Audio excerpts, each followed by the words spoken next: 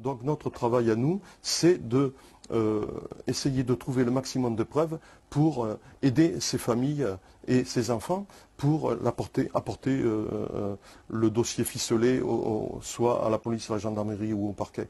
On ne peut pas accepter ça. Vous êtes de plus en plus nombreux, j'ai envie de dire, des anciens policiers ou des anciens militaires, puisque nous on en avait reçu un aussi dans l'émission qui s'appelait Bruno Mercier, qui lui aussi dénonce des réseaux pédophiles. Alors c'est plus international, puisque lui il dénonce justement des réseaux avec le Cambodge, en particulier l'Asie du Sud-Est. Mais vous arrivez à la même conclusion, puisque lui aussi parle de protection, lui aussi parle d'implication à très haut niveau, et que c'est pour ça que ces affaires n'éclosent pas comme ça au grand jour. Toi-même, tu as eu beaucoup de difficultés, il me semble aussi, pour éditer tes livres et pour faire entendre. C'est certain, du moment où on dérange, on n'a pas les possibilités de s'exprimer facilement. Et c'est sûr que mon livre, il ne concerne que les gens qui connaissent le phénomène. Après, comme je dis, les autres ne sont pas touchés par le phénomène et donc ne sont pas concernés et ne feront pas d'effort d'aller voir ce que je raconte. Parce que moi, ce que je veux, c'était informer la population. Parce que il faut faire du préventif. On est face à un phénomène qui perdure, qui s'accroît. Et donc, on ne peut pas laisser faire ça, on ne peut pas admettre. Il faut réagir. Et pour faire bouger la population, c'est difficile. Parce que il faut se mettre aussi à la place de beaucoup de gens qui, lorsqu'ils rentrent, ils sont fatigués, cassés par leur travail. Ils n'aspirent qu'à une chose, c'est mettre les pieds sous la table et manger, s'endormir devant la télé en regardant les informations, se coucher et recommencer le lendemain le même scénario. Donc il est certain que ces gens-là ne vont pas se poser des questions métaphysiques, ils ne vont pas essayer de savoir quels sont les problèmes que nous rencontrons, quels sont les fléaux qui existent et que nous essayons de combattre. Et donc on n'est pas assez aidé. Et nous sommes un petit groupe qui essayons de réagir et de faire savoir au monde qu'il faut bouger. Et donc c'est mon travail et je continuerai à le faire. Et c'est pour ça qu'on a des difficultés, oui, effectivement. On a des difficultés pour arriver à se faire entendre. Alors récemment, je sais que tu as organisé donc, une marche blanche qui partait alors de Toulouse jusqu'à Lourdes. Jusqu'à Lourdes, voilà. Et donc qui était une marche pour dénoncer ces réseaux, etc. Déjà, en mémoire de toutes les victimes. En mémoire de toutes les victimes. C'était le premier point. C'est ce que je voulais faire. C'était en mémoire de toutes les victimes. On ne peut pas oublier toutes ces enfants qui ont été peut-être tués aussi pendant qu'ils étaient violés, et puis d'autres qui sont cassés à vie. Et donc, c'était mon premier point. Et le deuxième point, c'était aussi pour dénoncer. Et le troisième point, c'était pour faire connaître notre démarche. C'était les trois points que je voulais faire connaître grâce à cette marche blanche qui est partie de Toulouse pendant 10 jours jusqu'à Lourdes.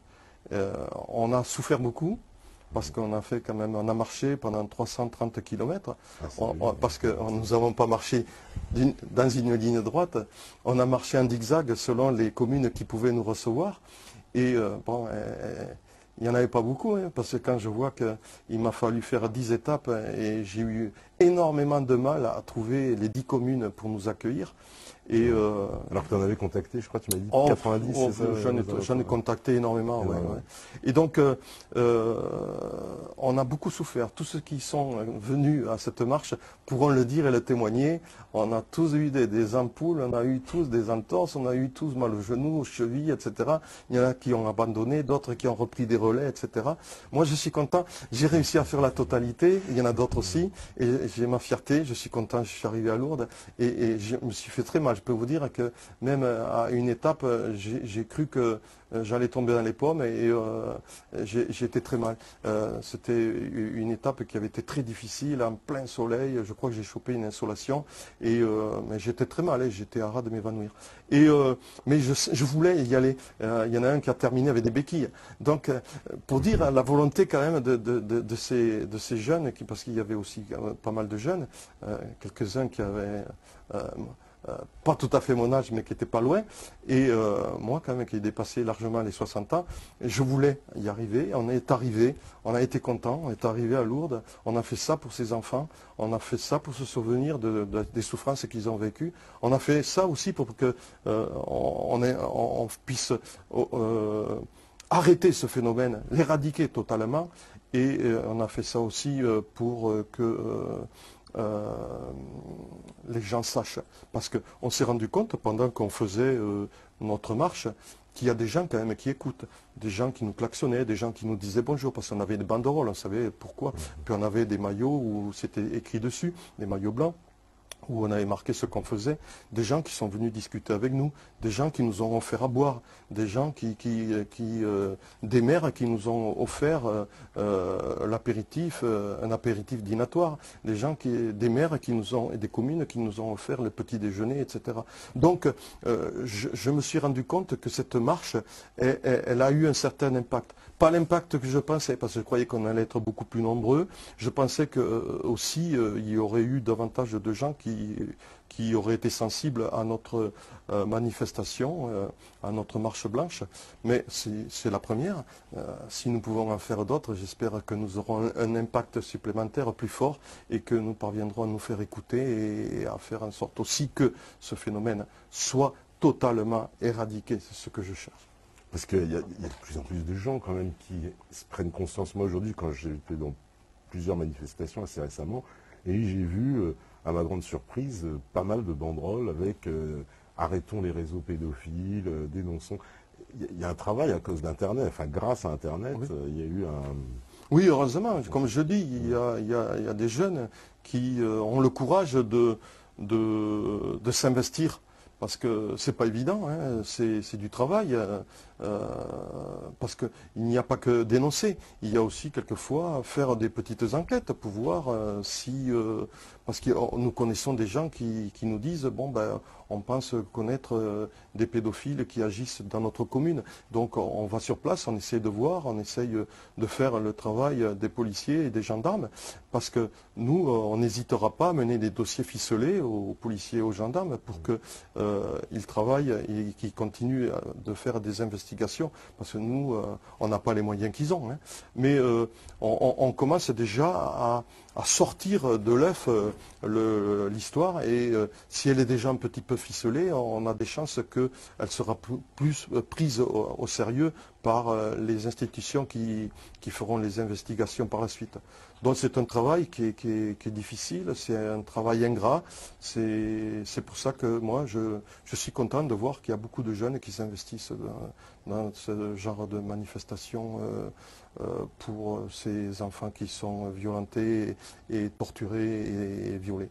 Oui, voilà, on voit ça. On voit aussi beaucoup de gens aller au procès, parce qu'il y a énormément de procès, voilà, où on a le dernier avec l'affaire Amil Biza, qui est une affaire aussi, tu connais, j'imagine, cette affaire aussi. Bien sûr. Voilà, tribunal de Draguignan qui, semble-t-il, ne veut pas avoir et ne prendre en considération la plainte de la maman qui... C'est pour ça qu'il faut être toujours présent, il faut être là, il faut aider ces familles, il faut être présent quand les affaires passent au tribunal.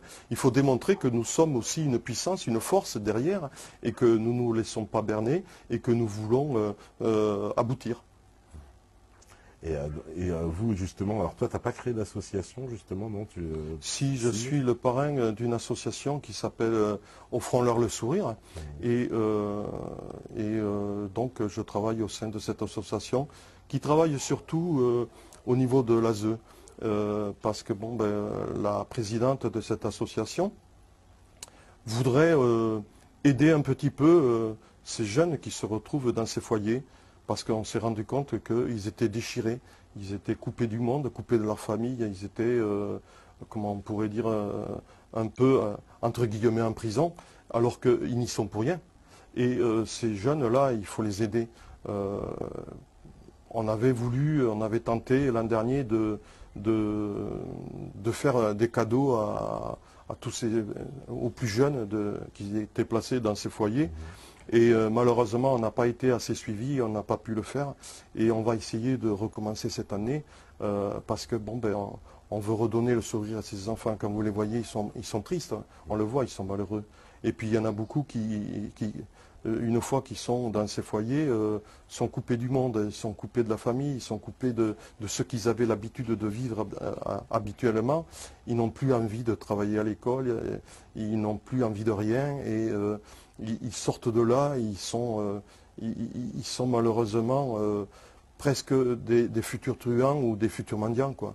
Et c'est pas tout le monde, heureusement, Ouais, hein, mais il y en a. Et notre travail au sein de cette association, c'est de redonner le sourire à ces jeunes. Ils en ont besoin. Et est-ce qu'on peut, alors justement, quel est un peu le profil social des gens qui sont mêlés dans ces affaires? Est-ce qu'on peut dire que c'est plutôt des gens assez aisés, c'est un certain milieu, ou alors ça touche toutes les classes sociales indifféremment? Parmi les victimes. Oui, parmi les victimes, oui, et même aussi parmi les bourreaux, enfin ceux qu'on dansait des bourreaux, quoi. Oui, ceux qu'on essaie des bourreaux parce qu'ils sont très clandestins, c'est sûr. Ouais, Les victimes, moi je pense que toutes les classes sociales sont plus ou moins touchées. d'accord. Il est clair que pour pouvoir trouver des victimes, on aura davantage de facilité à récupérer des victimes dont les enfants sont plus ou moins pas abandonnés, mais laissés vivre comme ils le souhaitent et donc un peu libres. Et c'est pour ça que, moi j'ai une petite histoire à vous raconter. Un jour, moi j'allais chercher mon pain et je vois une dame qui va chercher également son pain. Il y avait 3 ou 4 marches à monter. Elle laisse le landau en bas avec son bébé. Moi je lui dis, mais madame, il ne faut pas laisser votre enfant là. Vous vous rendez compte avec tous les prédateurs qu'il y a, on sait très bien qu'il y a des enfants, même qui ont moins de 2 ans, et qui sont violés par ces hommes.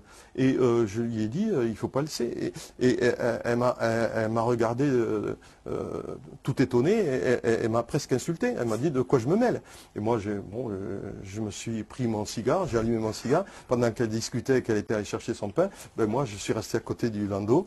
Et j'ai dit, maintenant, vous pouvez y aller, vous risquez rien. Et elle m'a insulté à nouveau, en me disant de quoi je me mêle, etc.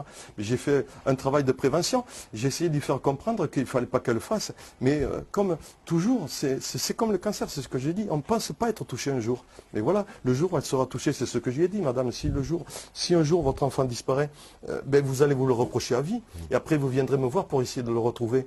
Mais ça sera trop tard. Parce qu'un enfant qui disparaît n'est jamais retrouvé. Oui, c'est ce que tu disais tout à l'heure, hein, on retrouve Bien sûr, personne. Oui. bien sûr. Donc il y avait eu l'affaire justement, alors tu l'as évoqué un petit peu, mais c'est vrai, Estelle Mouzin, il y avait Marion, je ne me rappelle plus de son nom de Je me famille. souviens, moi, Voilà. Donc, mais c'est des affaires Wagon. voilà, c'est des affaires qui nous avaient beaucoup bouleversés. Elles avaient été quand même relativement médiatisées. Il y avait eu des alertes enlèvement, etc. Oui, elles ont été très médiatisées Oui. parce que les parents ont fait tout le nécessaire pour médiatiser ces disparitions et malgré ça, on n'a pas pu les retrouver. Donc c'est là qu'on se rend compte que ces prédateurs et tous ceux qui les aident sont très forts et ils y mettent les moyens, ils sont clandestins. Et quand on a affaire à des situations, à des groupuscules clandestins, c'est très difficile de les remonter. Pourquoi? Parce qu'ils bougent beaucoup et parce que ils sont protégés par d'autres clandestins, par tout un tas de systèmes mafieux. Et il est très difficile malheureusement de retrouver ces enfants. Bon, heureusement que souvent avec les systèmes d'alerte, on les retrouve assez souvent. Mais à travers, il y en a quelques-uns qui ne sont pas retrouvés toujours. Ouais, parce que sur l'affaire Estelle Mouzin, alors ça, j'avais eu vent d'un des gendarmes qui était chargé de l'enquête, qui avait démissionné, était parti se réfugier en Angleterre, parti avec son arme de service, semble-t-il, parce qu'il aurait découvert un réseau qui impliquait un certain nombre de personnalités dans cette affaire.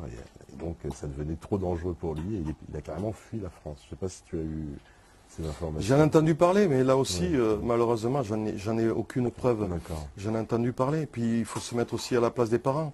Ils en ont assez de voir tous ces gens qui viennent taper à leur porte pour leur dire on va s'occuper de votre affaire, on va essayer de retrouver votre fille. Et ils se rendent compte qu'on les retrouvera, on les retrouve pas. Et donc à partir de là, ils sont épuisés, ils en peuvent plus. Ils répondent plus. Ils veulent qu'on leur fiche la paix, ils essayent de faire leur deuil, ou ils gardent l'espoir de les retrouver. C'est ce que je comprends très bien. Moi j'ai des enfants, j'ai des petits-enfants. S'il m'arrivait un drame pareil, je garderai toujours espoir de les revoir un jour et de dire, ça y est, enfin, les revoilà, ils reviennent. Mais on le constate, on n'y arrive pas, on ne retrouve pas ces enfants. Et justement, toi, dans l'institution, dans l'administration, quels sont les moyens pour, justement, quand tu occupes une position comme ça dans les services de renseignement, de pouvoir dénoncer? Parce que clairement, si tu es face à un crime, que tu le dénonces et que ça n'aboutit pas, qu'est-ce que tu peux faire si tu es dans l'institution policière, concrètement? Si on est placé face à un crime et qu'on a des billes, il faut porter plainte. Bon, après, j'imagine que si les éléments tiennent bien, il y a obligation à ce qu'il y ait une enquête. Et donc, je veux garder quand même l'espoir, et j'y crois, que les policiers sont honnêtes et font leur travail. Et, je veux surtout pas croire qu'il y en ait qui ne jouent pas le jeu.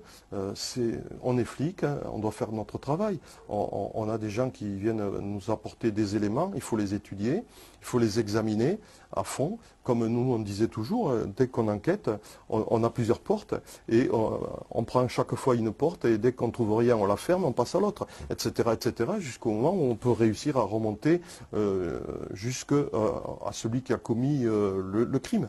C'est le travail de tous les enquêteurs, de tous les inspecteurs, de tous les officiers. Donc moi, je crois quand même encore à la police. Et comment elles sont ordonnées, les enquêtes dans les services de renseignement? Qui décide? Puisque finalement, nous, le public, on a très peu à faire aux services de renseignement. Mais qui dit oui, tiens, on va enquêter sur ça, ça, on va enquêter? C'est selon aussi l'actualité. Hein.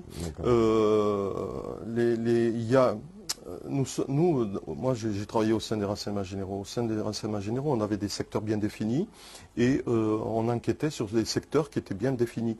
Et donc, on faisait de la prévention et on faisait ce qu'on appelle des enquêtes préliminaires. Okay. Et on remontait petit à petit des éléments que nous trouvions et on essayait de remonter au maximum pour essayer de trouver les auteurs. Et ça peut être sur plein d'éléments.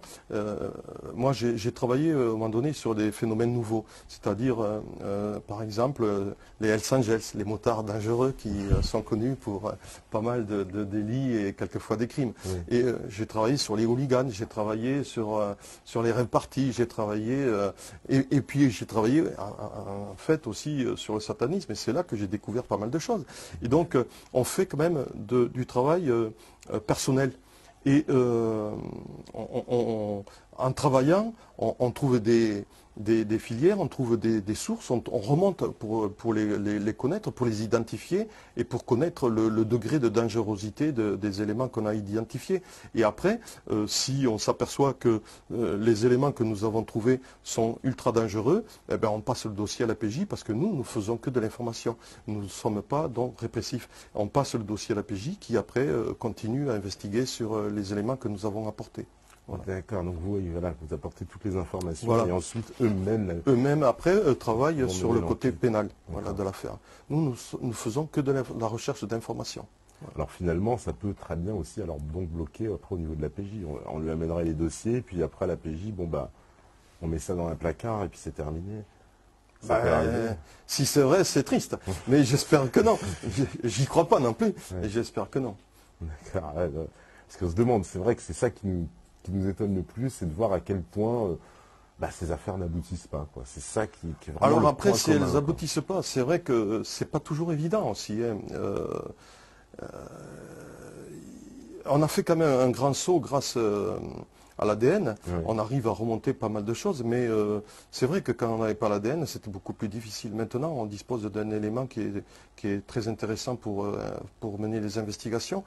Moi, je crois quand même que les policiers de la PJ font leur travail. Après, s'il y a des brebis galeuses, moi je ne suis pas au courant. Il peut y en avoir hein, dans toutes les corporations, dans toutes les professions, il y a des brebis galeuses. J'espère qu'il n'y en a pas beaucoup ou qu'il n'y en a pas. Mais s'il y en a, il faut les jeter. Moi, j'en connais pas. Mais s'il y en a, il faut les jeter. Il ne faut pas hésiter. Et qu'est-ce que tu donnerais comme conseil justement, on va dire, aux gens qui nous écoutent, qui peuvent être confrontés à ces problèmes, et qu'ils soient justement des victimes ou des gens qui sont témoins, qu'est-ce qu'il faut faire? Parce qu'on est un peu désemparés. Et il est clair que c'est vrai que ces familles sont désemparées, elles sont déjà dans le malheur. Donc elles sont un peu paumées. il ne faut pas qu'elles hésitent à rencontrer les associations qui se sont formées pour les aider. Nous sommes là pour les aider, pour peaufiner leur dossier, parce que quelquefois il est mal monté, il manque des éléments, ils ont oublié des preuves. Ils ne connaissent pas la puissance de certaines preuves, etc. Et donc, tout ça fait que, au bout d'un moment, ils ont besoin d'aide. Et cette aide, nous sommes là pour leur apporter. Après, il y a de très bons avocats. Il faut trouver le bon avocat. Il y a meilleur que d'autres, il est clair. Et donc, il faut les aider. Parce que tout seuls, ils ne peuvent pas y parvenir. Et souvent, si l'affaire ne marche pas bien, si elle n'aboutit pas, et si elle est classée ou si elle fait l'objet d'un non-lieu, c'est qu'elle a mal été préparée. Et alors, les témoignages qu'ils ont, ce ne sont pas les meilleurs témoignages. Et quelquefois, ils ne sont pas allés les chercher, les bons témoignages. Ou alors, ils ont mal été ordonnancés. Il y a quelque chose qui n'a pas marché dans leur dossier. Parce que s'il est bien ficelé, il doit être bon. Et on doit obtenir un résultat au tribunal. Donc, c'est ça que je demande, c'est à toutes ces familles qui sont touchées par ce malheur, de ne pas hésiter à venir voir, à rencontrer des associations qui travaillent régulièrement et gratuitement, et bénévolement pour eux. Parce que par exemple, dans le cas où il y a des cas de violence physique sur les enfants, on sait qu'il faut immédiatement aller voir un médecin pour faire un certificat. Ah, bien sûr, bien sûr. Si on a des traces, de suite, il faut les repérer. Parce que si on attend trop, ces traces risquent de disparaître. Et si elles ne disparaissent pas, elles n'auront pas la violence du moment où on aurait dû la mener, c'est-à-dire pratiquement immédiatement. On va perdre dans la violence de l'acte. Parce qu'on ne retrouvera jamais, en parlant avec des mots difficiles à entendre, un anus dilaté. Et il reprendra sa forme petit à petit. Et si on attend trop, peut-être il aura perdu même cette dilatation. Donc il ne faut pas hésiter, il ne faut pas avoir honte. Malheureusement, il y a des tabous. Il y a des familles qui pensent, oh là là, il ne faut surtout pas en parler, parce que va dire le voisin si on sait que mon fils a été violé par un pédophile, etc. Non, il faut passer au-delà de ça. Il faut penser à l'enfant qui est démoli. Il faut penser quand même à supprimer supprimer entre guillemets, ce pédophile, donc pour pouvoir l'empêcher à continuer à récidiver, il faut l'arrêter. Et pour l'arrêter, il faut donc agir très vite, parce que c'est en agissant très vite qu'on arrivera à récupérer, à sauter cet individu. Et les policiers aussi auront davantage de preuves et ils pourront agir en flagrant délit, etc. Avec des flagrants délits, on a davantage de puissance policière. Donc c'est ça, il faut agir de suite, immédiatement. C'est ce que moi je conseille. C'est ça. Il ne faut pas attendre. Faut pas attendre. Et si il y a eu, parce que des fois on sait, alors ça j'ai eu certains témoignages, on me dit que des fois les médecins sont un peu réfractaires et refusent de faire eux-mêmes justement ces analyses. Qu'est-ce qu'il faut faire à ce moment-là pour les familles? Parce qu'apparemment c'est illégal, mais les médecins le... Si on refuse, il faut aller voir d'autres, il faut aller à l'hôpital, il faut aller aux urgences, il faut aller n'importe où. Et il faut même ne pas hésiter à amener envoyer un témoin, par exemple. Voilà, puis il faut envoyer un courrier au procureur de la République en expliquant la situation. Il faut tout dénoncer, il faut agir très vite. Ouais, il ne faut pas attendre. Si on refuse, et il y en a d'autres, il y a plein de solutions. Si on ne veut pas, il y a des médecins qui ne demandent que ça, c'est faire leur travail. Ouais. Donc toi, tu es quand même assez optimiste, on va dire, sur on va dire la bonne moralité, on va dire quand même des institutions, malgré tout, quoi. Pas tous. J'essaye de croire qu'on ne peut pas ne pas faire son travail. Moi, j'ai toujours fait mon travail consciencieusement et je me pose la question, quel plaisir peut-on trouver à ne pas le faire? Et si on ne le fait pas, pourquoi on le fait? Et c'est-à-dire que je tombe des nues, moi. Si on me dit qu'il y a des flics qui ne font pas leur travail, je me dis, c'est pas possible. Si on me dit qu'il y a des toubis qui ne font pas leur travail, moi j'ai ma belle-fille qui est médecin, je sais comment elle travaille, je sais comment elle s'investit. Je tombe des nues si on me dit qu'il y a des médecins qui ne font pas un boulot. Pareil pour les avocats, pareil pour les magistrats, pareil pour les flics. Si on a des preuves, même il faut les dénoncer. Mais attention, il faut être très prudent, il faut les avoir ces preuves. Et quand on annonce, quand on apporte les preuves, il faut bien les recouper au préalable. Parce que sinon, après, c'est nous qui allons avoir des problèmes. Donc quand on amène des informations, il faut toujours qu'elles soient recoupées, il faut toujours qu'elles soient très sûres, il faut que ce soit un travail très bien fait. Et là, après, il ne faut pas hésiter à dénoncer. D'accord. Alors justement, en parlant de dénonceurs, j'ai envie d'aborder aussi les sujets de ton deuxième livre, donc les coups tordus des services français. Donc un livre que tu nous as dit qui marchait très bien parce que effectivement, il y a eu énormément d'affaires en France. Alors tu reviens sur un certain nombre d'affaires les plus emblématiques. Alors on pourrait en citer pêle-mêle quelques-unes. Moi j'ai vu, bon alors j'ai pas lu le livre, pour ceux qui savent, je le découvre, mais j'ai quand même eu le temps de faire de feuilleter voilà, par une lecture en diagonale. Alors j'ai vu que tu parlais par exemple de Markovitch, ça c'est l'affaire Markovitch. Oui, j'en ai parlé, effectivement, c'est une affaire intéressante parce que là, il y a une manipulation qui a été faite. Ouais. On voulait détruire Pompidou et donc par sa femme alors par sa femme qui aurait, selon certains, on aurait récupéré des photos où sa femme fréquentait des lieux de partouze. De partouze, voilà. Exactement. Donc, et en plus, on a profité de mettre tout ça sur le dos de Pompidou à l'époque, quand il était en congé, bien sûr. Et même personne n'avait eu le courage d'aller l'informer que des bris circulaient. Alors, quand on en arrive là, c'est là qu'on se rend compte qu'on tombe sur la tête. Il n'y a pas que cette affaire, il y a l'affaire Boulin. L'affaire Boulin, elle est extraordinaire parce qu'elle était très médiatisée. Je tombe des nues. On a toutes les informations, comme quoi il ne s'est pas suicidé. Les lividités cadavériques, il les a dans le dos et on le retrouve pratiquement à plat ventre, à quatre pattes dans l'eau. Quand on le sort de l'eau, il n'a pas de boue et de vase sur son pantalon et ses chaussures, alors que ce petit lac, qui est pas plus profond de 50 cm, est plein de vases. Donc s'il y est allé lui-même, il est obligé d'avoir les traces. S'il n'a pas des traces sur le pantalon, c'est qu'on l'a porté et jeté. Quand on se rend compte que Fabienne Boulin, sa fille, lorsqu'elle demande à exhumer le corps de son père, il y a des traces de violence sur le visage de son père, avec le nez cassé, des traces sur les pommettes, la mâchoire, etc., de violence, il a été vraiment massacrer cet homme.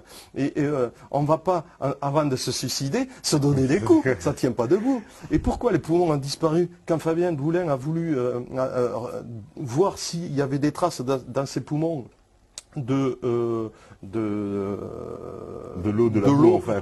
dans l'endroit où on l'a trouvé, impossible de trouver les poumons ont disparu. Quand on ouvre le corps du papa de Fabienne Boulin, on se rend compte que les poumons ne sont plus là. Mais on tombe sur la tête, on a plein d'informations. Fabienne, elle a un dossier énorme. Mais elle a un dossier, et il faut savoir, attention, que c'est prescrit en 2017. 2017, c'est bientôt. C'est pour ça qu'il faut que se battre. C'est pour ça qu'il faut aider Fabienne. Et c'est pour ça que j'ai aussi souligné le problème de ce suicide à bracadabrant. Ça ne tient pas debout. Oui, parce que la justice a conclu un suicide. Hein, donc, bien sûr. Alors, ça arrangeait beaucoup de monde, peut-être. Alors, il me semble qu'à l'époque, bon, évidemment, tu dois mieux connaître le dossier que moi, mais que c'était la gendarmerie, il me semble, qui avait commencé l'enquête. Tout à fait. C'était parti sur les chapeaux de roue, et immédiatement, ça leur a été retiré pour être confié à la brigade criminelle à Paris. Oui, c'est le procureur Charles Ray qui a pris cette décision. Et apparemment, c'est ce procureur aussi qui avait décidé de ne pas faire d'autopsie du visage de Boulin. À la demande des parents et de la famille. Or, Fabienne se défend et elle dit qu'elle n'a jamais entendu dire, et ils n'ont jamais donné cet ordre. Cet ordre de ne pas faire d'autopsie. Voilà, c'est pas vrai. Donc, apparemment, Charles Ray a menti. Et c'est bizarre parce qu'on retrouve ce procureur de la République, Charles Ray, dans une autre affaire, c'est l'affaire Bignon. Bignon, on le retrouve mort sur une autoroute, toujours à proximité de l'endroit où Boulin a été tué. La voiture est garée sur le bord de la route, apparemment en panne. Or moi, quand si je tombe en panne sur le bord d'une autoroute, qu'est-ce que je fais? Je m'évite les warnings, je garde les lumières et je mets derrière les glissières.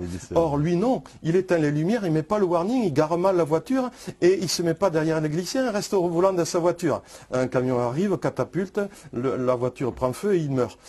Enfin, moi j'y crois pas, c'est pas possible, c'est tout. C'est un homme intelligent, Bignon, c'était un homme intelligent, Bignon. Donc Bignon ne peut pas faire ça, c'est pas possible. Or, il faut savoir que Bignon meurt quelques mois après Boulin. Et Bignon et Boulin étaient très copains. Et ils s'étaient vus quelques heures avant que Boulin soit tué. Fontanet également. Il avait rencontré Boulin quelques heures avant qu'il soit tué. Et Fontanet est abattu d'une balle dans le dos alors qu'il revenait d'une réunion. Donc ce sont des choses, c'est un phénomène qui est vraiment qui pousse à se poser énormément de questions. Et c'est pour ça que j'ai voulu en parler dans mon livre, ça aussi. Alors Robert Boulin, je rappelle, était ministre du Travail. Ministre du Travail. Et en tant que ministre du Travail, je peux vous dire qu'il devait connaître pas mal de choses sur les commissions, les rétrocommissions, etc. Bien sûr. Oui, semble-t-il, il était très très informé. Alors, je ne sais pas si tu en parles dans le livre de l'affaire Bérégovoy. L'affaire Bérégovoy, non, j'en parle pas parce que j'ai pas assez d'éléments et j'ai pas voulu en parler. J'en parle pas, non, pas du tout. L'affaire Bérégovoy, une affaire aussi un peu qui ressemble un petit peu à cette affaire. Cette affaire Boulin, quoi. On parle d'un suicide un peu étrange avec. Je parle de l'affaire Grossouvre. Alors l'affaire Grossouvre aussi, oui. Effectivement, on le retrouve mort dans son bureau. De l'Élysée. De l'Élysée. Il faut savoir quand même que Grossouvre était en contact avec un gendarme, un capitaine, et qui s'est démontré tout récemment et qui a fait l'intervention du RAID.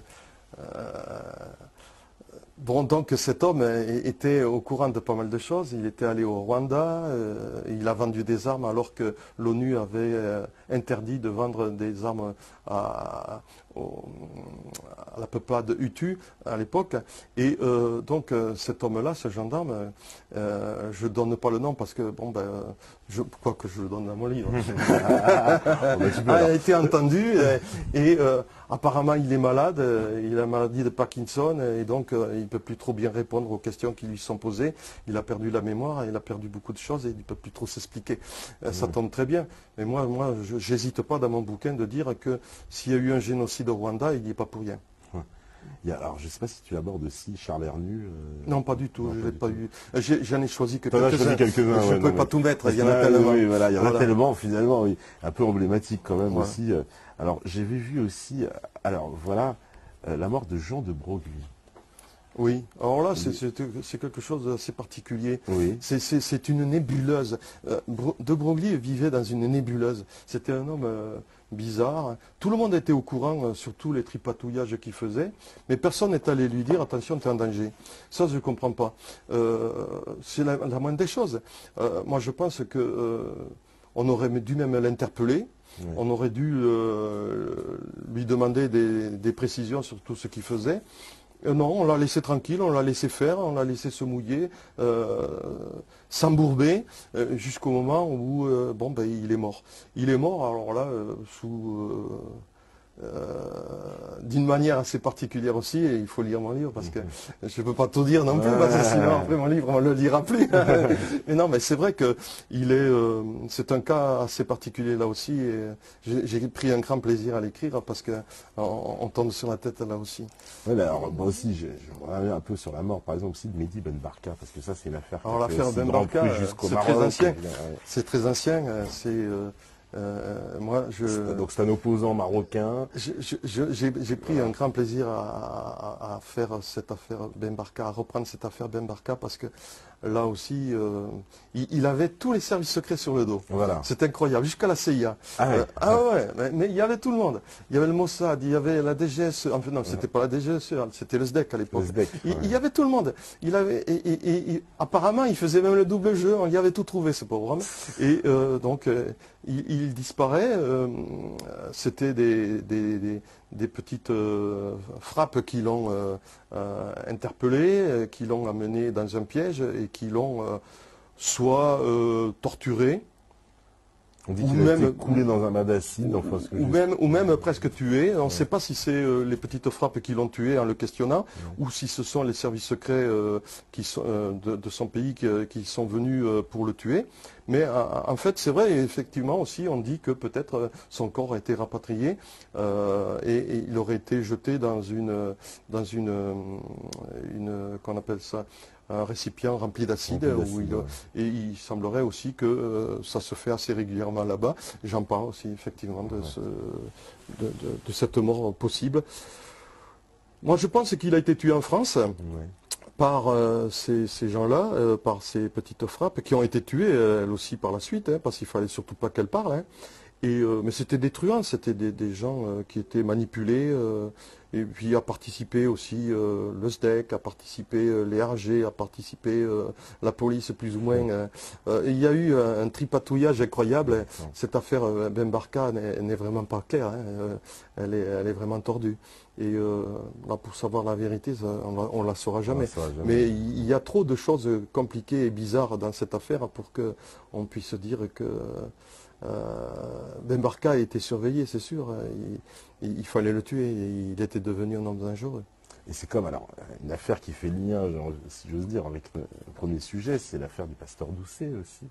Alors, lui, il était impliqué dans des réseaux pédophiles. Enfin, c'est ce que le pasteur Doucet était un homme particulier. C'était un homme qui avait des contacts avec des pédophiles, avec des gens qui étaient très connus dans le monde pédophile. Il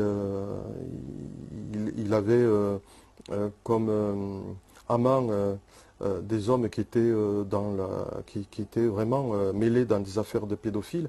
Mais ce qu'il avait surtout, c'est qu'il avait un carnet d'adresses qui était très bien fourni. Et Yves Bertrand a même dit un jour, Yves Bertrand, qui était le patron des renseignements généraux, avait dit qu'il avait un carnet d'adresses fort de 1000 noms et que dans cette liste de noms, il y avait certainement des personnes bien placées. Et quand je dis bien placées, c'est dans la hiérarchie qui nous gouverne. Et donc, il avait eu le malheur de se vanter d'avoir ce carnet d'adresses et c'était devenu donc un homme qui était dangereux et qu'il fallait abattre. Donc on a mis longtemps l'affaire sur le dos des renseignements généraux et sur un inspecteur que je connaissais et qui a pu démontrer, il avait été défendu par Vergès à l'époque, qui a pu démontrer qu'il n'était pour rien dans cette affaire.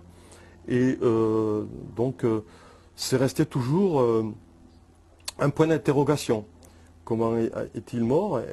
Parce que l'amant de Doucet, quand des personnes se présentent à sa porte, tapent à sa porte, il montre une carte bleu-blanc-rouge. Mais il faut savoir que le SAC avait une carte bleu-blanc-rouge aussi à l'époque. Donc, ça pouvait être aussi des gens du SAC qui l'ont interpellé. Ça peut être des flics qui l'ont interpellé, ça peut être beaucoup de gens qui ont des cartes bleu-blanc-rouge. Donc c'est une grande question. Mais la réponse, on l'a. Doucet était un homme dangereux. Doucet était un homme, je ne sais pas s'il était pédophile, mais il fréquentait les pédophiles. Il les protégeait. Et c'était un homme qui était vraiment pas neutre. Il n'était pas, comment on pourrait dire, blanc. Même je dirais c'était un salaud, quoi. Je pleure pas sa mort.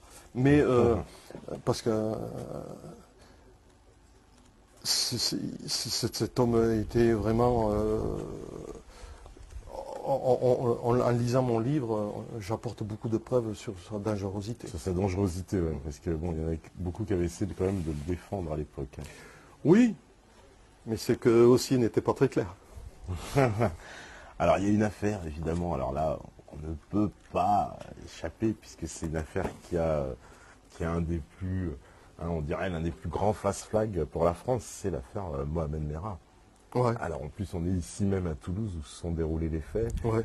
Cette affaire, telle qu'elle nous a été présentée, en tout cas, elle laisse de nombreux doutes, de nombreuses ombres, puisqu'on nous a donné, on va dire, ne serait-ce qu'officiellement, plusieurs versions, hein, puisqu'il y a de la bouche même de Claude Guéant, qui était ministre de l'Intérieur, si je m'abuse à l'époque. On nous a expliqué une certaine issue de l'histoire avec un Mohamed Merah qui sort en tirant partout, puis finalement on voit les images même de l'intervention, je crois que c'était dans VSD, je ne sais plus, Michael Magazine, qui nous montre qu'en fait la police est intervenue par le balcon. Donc l'histoire même de Guéant ne pouvait pas tenir, puisqu'on ne pouvait pas à la fois s'enfuir par le balcon et puis des policiers qui montent par le balcon. Donc rien que ça, je parle d'un des détails, des nombreux détails qui... Déjà, moi, je suis étonné par la présence, la prise en main par Guéant, alors qu'il est ministre de l'Intérieur, mais il n'est pas au PJ.